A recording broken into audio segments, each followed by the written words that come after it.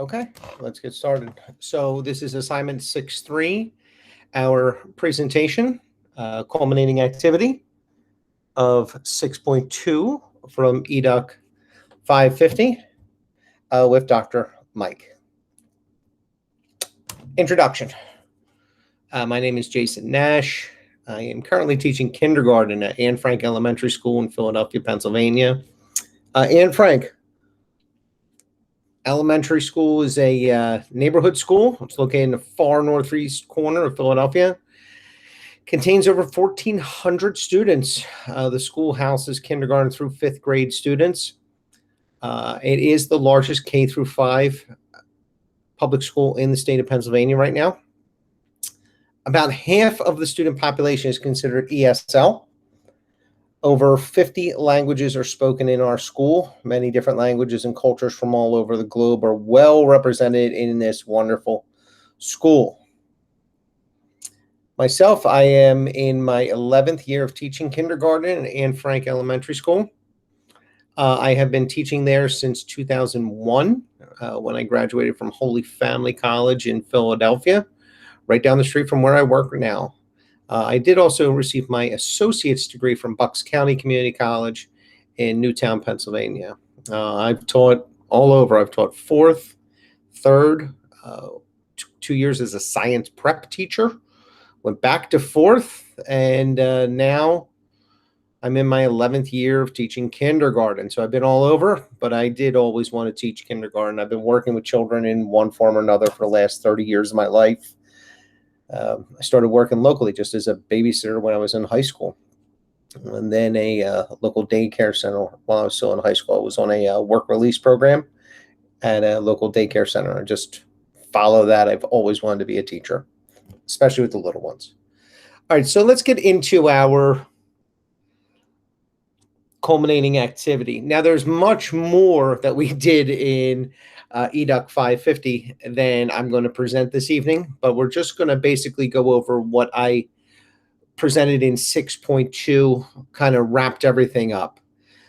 Through EDUC 550, we learned many things about assessment, using the Macmillan text that accompanied our class. Great quote. Classroom assessment consists of determining purpose and learning targets related to standards, systematically obtaining information from students, interpreting the information collected, and using that information. We learned many wonderful strategies, best practices that work to better promote learning through assessment. We have taken assessments which we are currently using or that we've used in the past. We've critiqued them and created new, higher quality and hopefully more effective assessments for the students in our class. In our classroom, we really want to get that real understanding to be taking place. Another good quote, Wiggins and McTighe: to understand has two general connotations. One, applying your understanding, knowledge, and skill effectively in new situations results in successful transfer. 2, making inferences and grasping connections to culminate in understanding. In EDUC 550, we discussed the many differences among the many types of assessments. We've talked about many different types of assessments. We examined different new education-based buzzwords. So we talked the very beginning of the class, we talked about triangulation. Through the last couple courses now, we've been talking about Wiggins and McTighe and the UBD. We've referred to both of the textbooks that we've used in prior classes as well. Depth of knowledge, we did a couple nice activities with depth of knowledge, going through DOK 1 through 4. We've surveyed the students in our class. We talked about social justice and differentiation, embedded formative assessments, summative assessments, selected response type assessment, constructed response assessment, and of course, we did a lot of work on PBL and performance assessments. Wiggins and McTighe.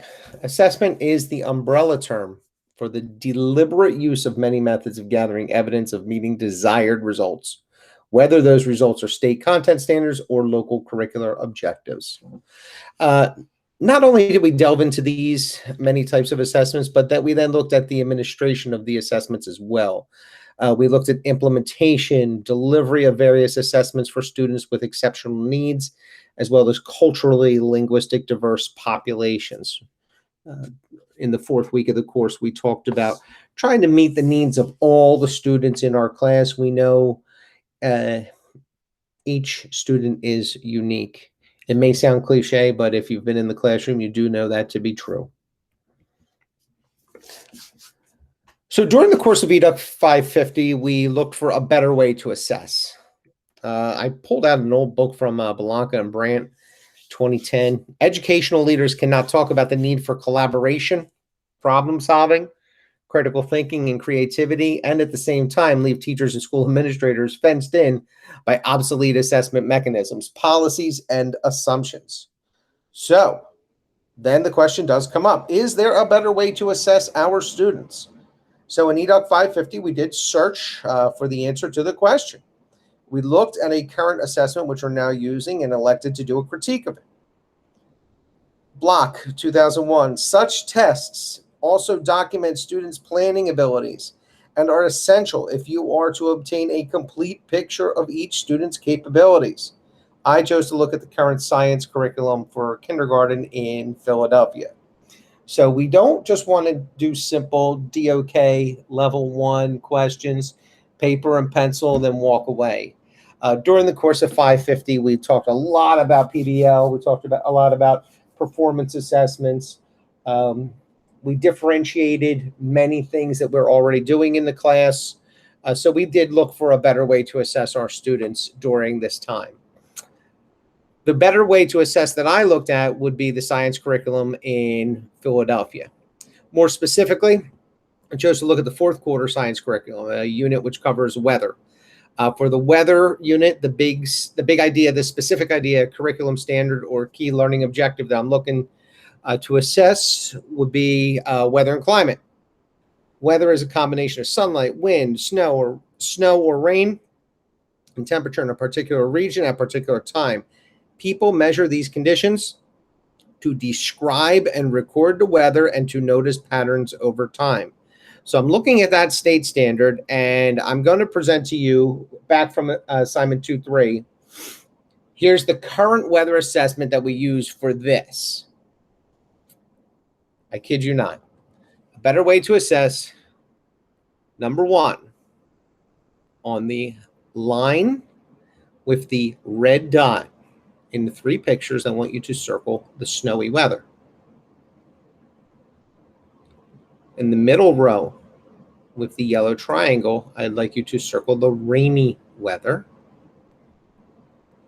Number 3, on line 3, row 3 with the blue square, I'd like you to circle the sunny weather. Now, the scoring for that assessment is also calling, it's screaming to be changed. The current assessment really has no true rubric, so there's nothing to really show you here.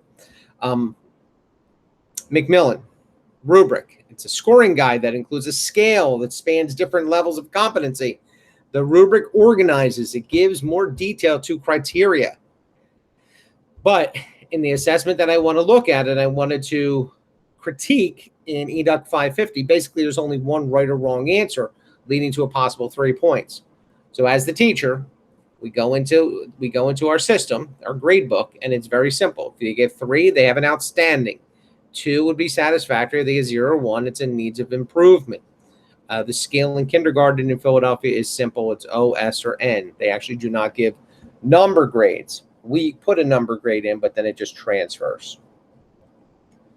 So let's apply. Let's change it up. Let's get better, okay? Block. There is an enthusiasm for alternative assessment options such as portfolios, embedded assessments, self-assessment, baseline, observations, interviews, networkable, interactive, technology-driven assessments, and performance assessments. So the performance assessment is not something new. As you can look, this is 20 years ago. that block was talking about this. But definitely we want to get away from just the paper and pencil and just right and wrong. That assessment that I just brought to you only shows 3 questions and 3 answers. There's no subjectivity. We don't ever really get inside of our students' heads with an assessment like that. So after going through the course and developing a higher skill set, I developed this to be the assessment moving forward. I plan on using it in the upcoming school year. And this is what I presented to Dr. Mike in assignment 5.3. Here's my new applied assessment. And I will put the rubric to the left here.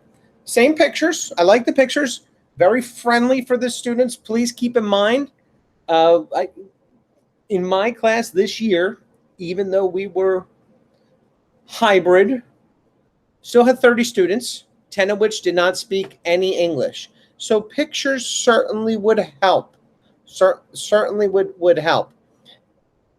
Here's your new rubric. The directions would be given orally to kindergarten age children, of course. I would not write the directions out.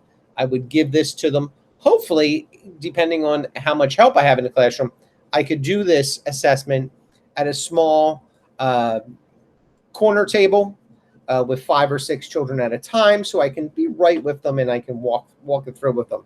That's in a perfect world, but that's certainly would be more beneficial for the children, especially the ESL. Simple.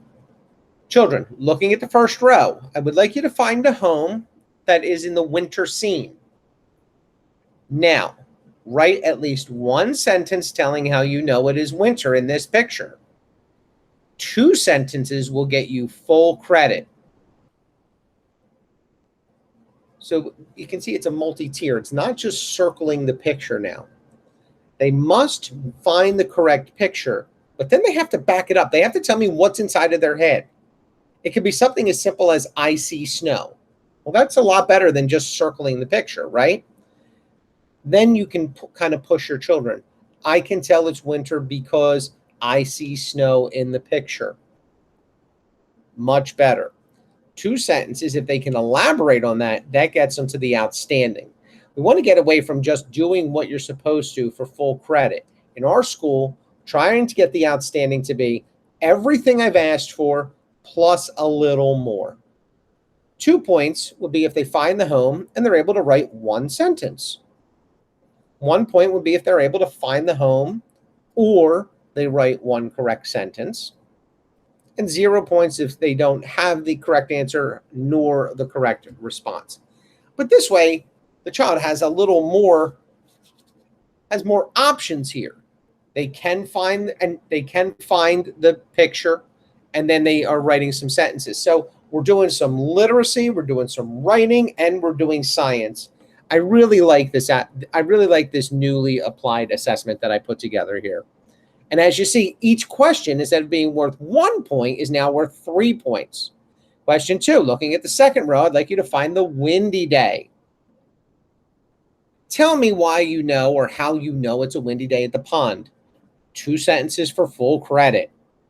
3 points would get you finding the windy day and then writing more than 1 sentence of explanation. 2 points would be finding the windy day at the pond, writing 1 sentence of explanation. And 1 point would be finding the windy day at the pond or writing 1 correct sentence. 0 points is the ability to do none of the above. But again, now you see we can get 3 points out of each question rather than 1. We're giving the children more opportunities here rather than just a 100, a 66, or a 33, or a 0. And finally, we'll look at the bottom with the blue square. Find the partly cloudy day. Now, again, write at least 1 sentence telling how you know it's partly cloudy day. 2 sentences for your full credit. 3 points would land you. Partly cloudy day, writes more than 1 sentence of explanation. 2 points for finding the partly cloudy day and writing 1 sentence of explanation, and 1 point finding a partly cloudy day and writes 1 correct sentence. 0 ability to do none. This would not take me any longer to mark this style assessment than the one where they would turn it in by circling the snow and the wind and the sun, it would take me just about the same amount of time, but think about how much more I'm able to read what my student is thinking by asking them to do the piece of writing with it. In conclusion of our class,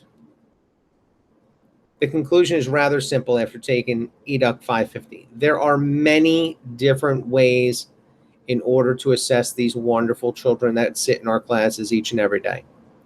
These simple little suggested tweaks that I made can make you a better teacher, can make your class really reach those higher expectations that you want to bring to them. You're certainly holding them up to them. So why not do these simple little tweaks to these assessments? The assessments are in place, but they can be better. Blanca and Brandt, teachers and school leaders need a different set of tools to determine whether or not students are learning in light of 21st century essential skills. During our assignment 5.3, we completed a self-reflection of our current teaching practice as well.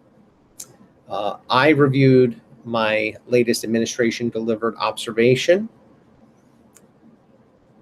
Basically, I addressed the need to improve domain number 3 on the Charlotte-Danielson scale. Domain 3, teachers who excel in the components of domain 3 have finally honed instructional skills. Their work in the classroom is fluid and flexible from Charlotte-Danielson. I feel that with the knowledge gained from EDUC 550, I am in fact moving in the right direction. Moving in the right direction does require some work by the classroom teacher, though. It will not happen all by itself. McTighe, Wiggins, part to whole, whole to part. That's how we come to understanding and use our knowledge. As I laid out in the above portion of my paper, the assessments we are given are pretty generic. They're basic in their nature. But again, I want to reiterate, they're there. We as classroom teachers, as effective classroom teachers, teachers who are going to hold our classrooms to a higher standard, a little bit of tweaking, and we turned our simple 3-question assessment into something much more meaningful, very meaningful. And I would be able to tell if learning was really taking place in the classroom. And ultimately, that is what we're trying to accomplish, isn't it? Thank you. References, I used 6 references.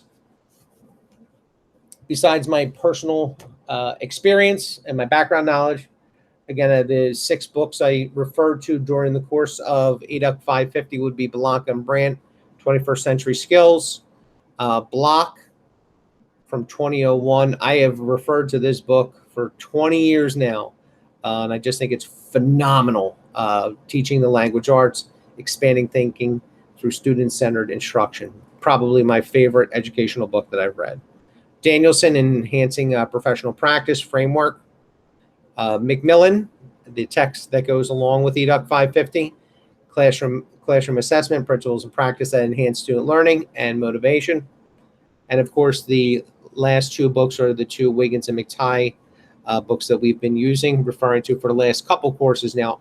The UBD in the glossary, certainly been using a lot of that, and the Understanding by Design Guide to Creating High Quality Units.